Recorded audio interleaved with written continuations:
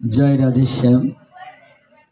আমরা এতক্ষণ আমাদের মিলন প্রভুর মুখ থেকে অমীয় ধারায় ভাগবত আস্বাদন করছিলাম।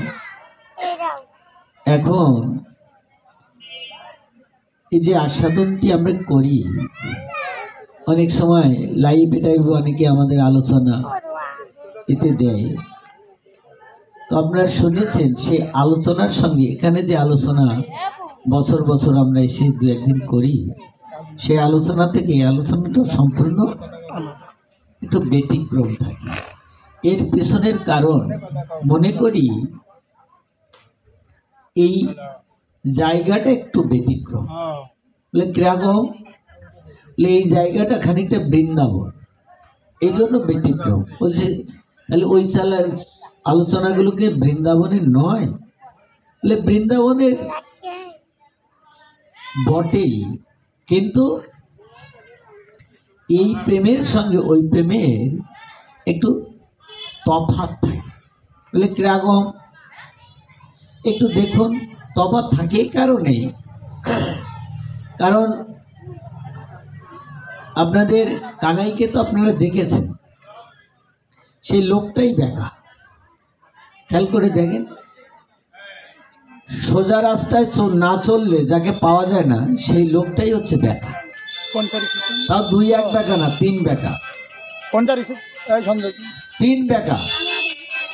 এই 3 বেকা লোকটি, যার সত্য কথা না বললে যাকে পাওয়া যায় না, সেই ব্যক্তিটা ঝুড়ি ঝুড়ি মিথ্যা কথা বলে। সোজা রাস্তায় না চললে যাকে পাওয়া যায় না সেই বেকা, সত্য কথা না বললে যাকে পাওয়া যায় না সে ঝুড়ি ঝুড়ি মিথ্যা কথা বলে। চুরি আদি করলে তার সন্ধান মেলে না, সেই ব্যক্তিটাই সবচেয়ে বড় তস্কর, বড় চোর। তাহলে কি ব্যতিক্রম নয়? এই ব্যতিক্রম লোকটি কথা বলতে গেলেও তো ব্যতিক্রম ভাবে বলতে হয়। এই কারণেই এই আস্বাদনটি সম্পূর্ণ আলাদা তত্ত্ব। এই আলাদা তত্ত্ব কেউ টেনে নিয়ে আসে গুরুর মধ্য দিয়ে। কেমন? সেখানে গুরুতত্ত্ব আলোচনা হয়। জীবের নিস্তার লাগি নন্দসুত হরি, ভুবনে প্রকাশ হলে গুরুরূপ ধরি। গুরুরূপে যদি তিনি এসে থাকেন, তাহলে গুরুকে কি কৃষ্ণ ভাবতে পারছি? যদি পারি তাহলে ভজন হবে। আর যদি মনে করি যে না, এনি তো মানুষের মতো, আমার মতোই খায়, আমার মতোই ঘুমায়, আমার মতোই কথা বলে, তাহলে আর সেই ভজন অধিকার লাভ হওয়া কঠিন। এ কারণেই যাদের জন্য এগুলো কঠিন তাদের জন্য হালকা করে দিয়েছেন। এই সম্বন্ধটা বলে, সম্বন্ধ লয়ে ভজে কৃষ্ণ তারে নাহি ত্যাজে, আর সবে মরে অকারণ। তাহলে সম্বন্ধ কি করতে হবে? শুধু পতি স্বামীর সম্বন্ধ বলছেন না, কি কি সম্বন্ধ করা উচিত? বলে দাস সখা পিতা মাতা কান্তা গণ লইয়া, ব্রজে ক্রীড়া করে কৃষ্ণ প্রেমাবিষ্ট হইয়া। যদি আমরা সম্বন্ধ করি, আমি তার দাস, সে আমার বন্ধু, অথবা আমি তার বন্ধু, তিনি আমার পুত্র, আমি তার পিতা।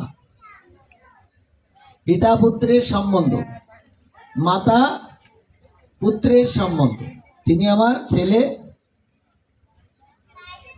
যাকে দেখলে কালও ভয় পায়, আর সে মায়ের আঙুল উঁচু করা দেখে ভয় পায়। বুঝেছেন? কাল যাকে দেখে ভয় পায়, সে এই 1 মাস ধরে আলোচনা করলাম এ দামোদরের। এই কারণে আলোচনাটা আজকে একটু ব্যতিক্রম, কারণ আজকে রাস। আচ্ছা, রাস কাকে বলে? এই মেয়ে ছেলে আর পুরুষ ছেলে এক জায়গায় মিলামেশার নাম কি রাস? মহাজন বল কিন্তু তা বলে নাই। মহাজন বলছেন, স্বয়ং রাধারানী বলছেন, নোষ রমণ নোহাম রমণী। তিনি রমণও না, আমি রমণীও নই। নোষ রমণ নোহাম রমণী। তাহলে প্রেম কিসে হলো? বলে দুহ কমন ভাব পেশ হলো জানি। না খুঁজলো দুতি না খুঁজলো আন, দুহুক মিলনে মধ্যস্থ পঞ্চবান। বলে আমার দুতি খোঁজ করা হয়নি। এখনকার দুতি মোবাইল, তৎকালীন পিয়ন ছিল বা কেউ খবর দিয়ে দিত, তাকে দুতি বলা হতো বা পোস্টমাস্টার বলা হতো।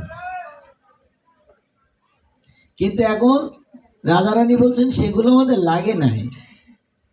দুহুর মনের পেশনতা দুজনেই হয়ে গেছিল। এই দুইজন যখন হয়ে যায়, বলে কেমন? একদিনই হয় না, এর একটু সময় দিতে হয়। আমাদের স্বরূপ গোস্বামী লিখছেন, স্বরূপ নয় রূপ গোস্বামী, তার গ্রন্থে তিনি আলোচনা করেছেন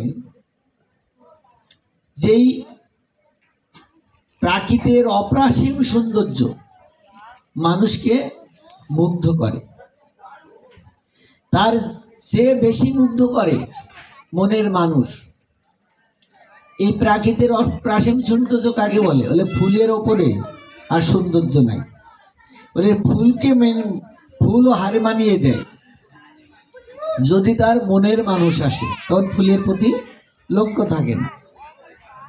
বলে দুজন দুজনকে ভালো লাগে, আর সেই ভালো লাগা থেকে অঙ্কুরিত হয়, অঙ্কুর জন্মায় কি? পূর্ব রাগ। পূর্ব রাগ কাকে বলে? বলে পূর্বের প্রেম। যেমন বহু নদী এক জায়গায় একত্রিত হলে তাকে সাগর বলে, ঠিক বহু প্রেম একত্রিত হলে তাকে রাগ বলে, প্রেম সিন্ধু। তো বলছেন পূর্ব রাগ, পূর্বের প্রেম ইক্ষুক দণ্ডের মতো। একটি ইক্ষুকের অঙ্কুর ধীরে ধীরে পরিণত হয় ইক্ষুক দণ্ডে। যখন ইক্ষুকের একটি আখের অঙ্কুর জন্মায়, ওই সময় যদি কেউ কামড়ে খেয়ে নেয় কেমন লাগে? খুব মিষ্টি লাগে,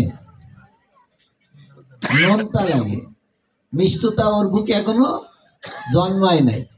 বলে ধীরে ধীরে পরিণত হয় ইক্ষুক দণ্ডে ওই অঙ্কুরটি, তার বুকে সঞ্চারিত হয় রস। আর এই রস যখন চিবায় মানুষ, তখন কৃষ্ণ প্রেম আস্বাদন তপ্ত ইক্ষুক চর্বণ।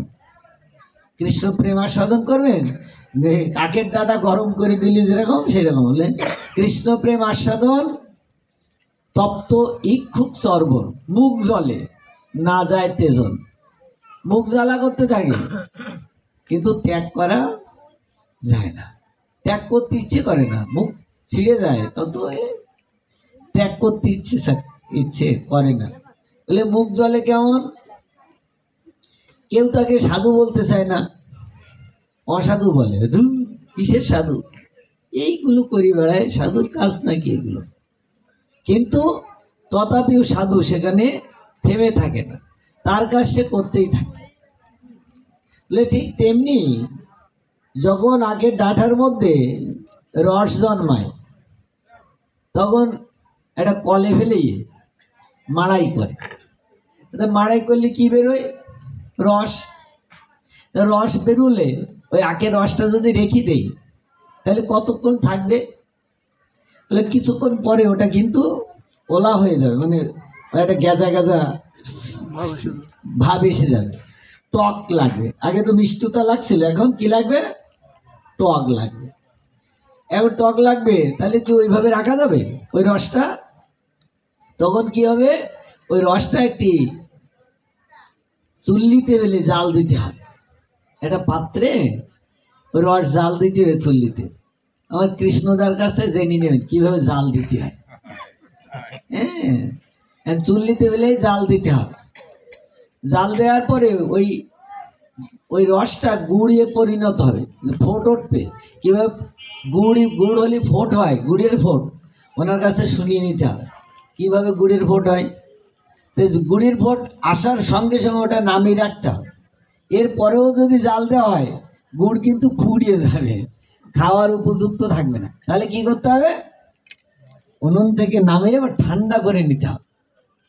ঠান্ডা করার পরে ওইটা একটু ঘষতে হবে। তাহলে ঘষলে কি হবে, বিষ পড়বে।